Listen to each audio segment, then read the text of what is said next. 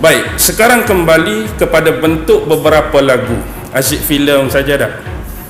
Kita pergi ke beberapa lagu contoh yang ada unsur-unsur mesej yang nak disampaikan. Contoh bila kita sebut tengok filem Transformer tadi, yang jadi lagu base dan asas filem Transformer ni kumpulan Linkin Park kan? Tahu kumpulan Linkin Park? Penyanyi dia Mike Shinoda tu kan? Lagu tu ialah lagu Iridescent. Lagu Iridescent tu merujuk kepada pengagungan kepada apa? Pengagungan kepada fitrah diri sendiri. Maksudnya kita nak buat apa-apa keputusan, nak mengeluarkan pendapat atau pandangan hanya mengikut kata hati. Jangan dengar orang lain, tak ada panduan wahyu, tak ada panduan Nabi, tak ada panduan Rasul. Apa yang diri kata betul, betul lah. Apa yang diri kata salah, salah lah. Konsep begini banyak terselindung di sebalik filem Hindustan kan. Kalau dia bercinta, bapak marah, pergi jumpa orang nasihat, dengarlah kata hati kamu, kata cinta dah. Tak payah dengar kata orang tua. Last sekali hidup merempak, sedih apa macam-macam lah.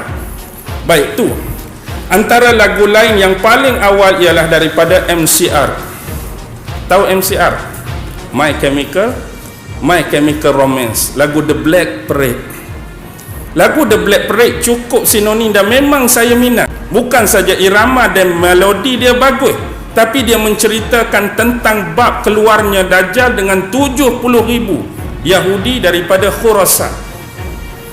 Cuba perhatikan betul-betul bab dia. Memang dia disambut oleh ahli-ahli golongan elit, golongan-golongan ternama, golongan-golongan bangsawan, artis-artis yang ditaja oleh dia, sama ada belah Freemason ataupun Illuminati, yang mana ada satu perarakan besar-besaran. Inilah gambarnya keluarnya Dajjal bersama 70,000 Yahudi yang memakai toya lisah dari arah Khurasan.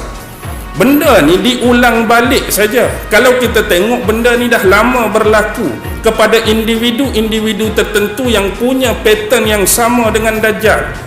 Dulu di Babylon, Namrud pernah melakukan satu perayaan dan perarakan besar-besaran. Ada gendang, ada pancaragan untuk umumkan dia sebagai Tuhan.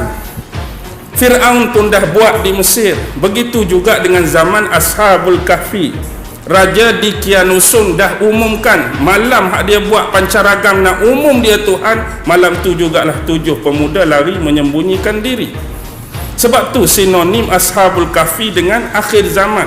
Pattern kepada hidden Dajjal yang tersembunyi. Sebab Dajjal keluar akan ulang balik apa yang 3 individu ni dah buat sebelum ni. Iaitu Dajjal pun akan mengaku jadi Tuhan, tapi sebelum tu dia mengaku jadi Nabi dulu. Nabi mana hak dia nak mengaku? Nabi Isa lah. Sebab tu memang tugas Nabi Isa turun bunuh Dajjal. Tak ada orang lain yang boleh bunuh. Hari ni hebat mana kita tak mampu nak bunuh Dajjal. Teknologi kita tinggi, tak mampu nak bunuh Dajjal. Siapa yang boleh? Nabi Isa. Jadi sebelum Nabi Isa turun ke bumi, Dajjal nak mengaku diri jadi Nabi Isa. Jadi nak mengaku Dajjal sebagai Nabi Isa, dia kena punya pattern-pattern mukjizat yang sama dengan Nabi Isa. Nabi Isa boleh perhidup orang mati, Dajjal pun boleh perhidup orang mati. Nabi Isa boleh sembuhkan penyakit buta, Dajjal pun boleh sembuh buta. Kalau Nabi Isa boleh sembuh penyakit sopak, Dajjal boleh sembuh penyakit sopak. Tiba-tiba seorang tu amatlah tidak logik nak mengaku jadi Nabi Isa, sedangkan pattern mukjizat Nabi Musa tak ada pada dia. And everybody knows that Hazrat Isa alayhi salam is going to come back. I myself want to reveal something, that I myself is Imam Mahdi. Hari ni berapa ramai penganut-penganut, orang-orang yang sesat, taksub kepada individu yang mengaku jadi Mahdi, yang mengaku jadi Nabi Isa. Cuba bayangkan kalau hari ni saya duduk depan, saya mengaku jadi Nabi Isa. Tapi bila tanya, Ustaz cuba hidupkan orang mati, tak boleh. Ustaz cuba cuba celikkan orang buta, tak boleh. Ustaz cuba sembuhkan penyakit sopak, tak boleh. Jadi bila tak boleh, takkanlah hang tak perasan lagi aku ni siapa? Imam Mahdi, Nabi Isa ke pembohong, tapi ada lagi hadut percaya tu.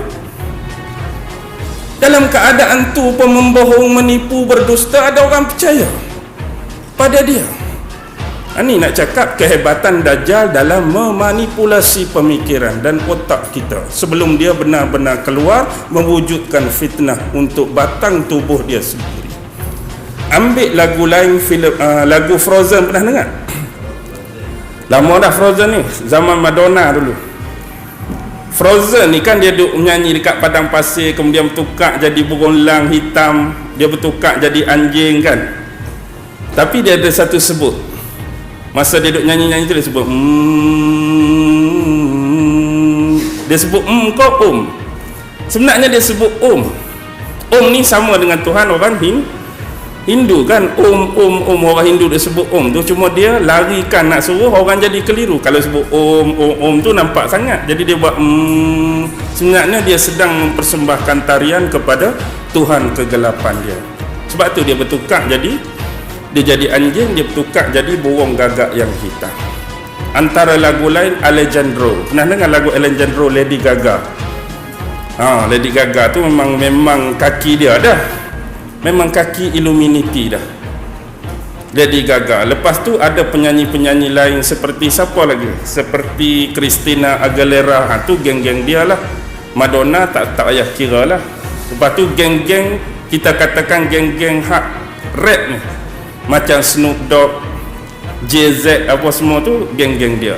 Jadi ada juga antara kumpulan-kumpulan penyanyi yang mereka ni sedar diri, yang mereka sedang dipergunakan oleh industri ni. Jadi mereka cuba kembali ke pangkal jalan, tetapi apabila nak kembali mesti mereka terpaksa melalui satu pengorbanan yang cukup besar. Yang ni dah dihadapi oleh contoh Marilyn Monroe. Dia kena, maksudnya nak tipu kes pembunuhan tu cerita biasa yang mereka boleh lakar. Antara contoh ialah kumpulan Nirvana, Kurt Cobain kan. Kurt Cobain, orang dakwa dia pi atas tingkat bangunan, tembak diri sendiri, jatuh. Mana mungkin orang duk tengah puncak kegemilangan nak tembak diri sendiri. Walhasil apa yang terjadi, pistol yang berada di sebelah dia waktu kes pembunuhan tak sama dengan peluru ada dalam kepala. Maksudnya dia dibunuh lebih awal lagi. Begitu juga dengan Mr. Marijuana. Siapa Mr. Marijuana? Bob Marley. Bob Marley pun kena, Tupac Shakur pun kena, Michael Jackson pun kena juga. Ni antara orang-orang yang sempat sedar tapi cuba kembali, memang tak boleh buat apa lah. Bila dia tak kawal, seolah-olah satu demi satu penyanyi tersebut, artis tersebut akan dedahkan setiap perancangan dan gerakan mereka. Jadi cara yang terbaik, hapuskan lebih awal agar rahsia-rahsia masih dapat dibendung dan dilindungi.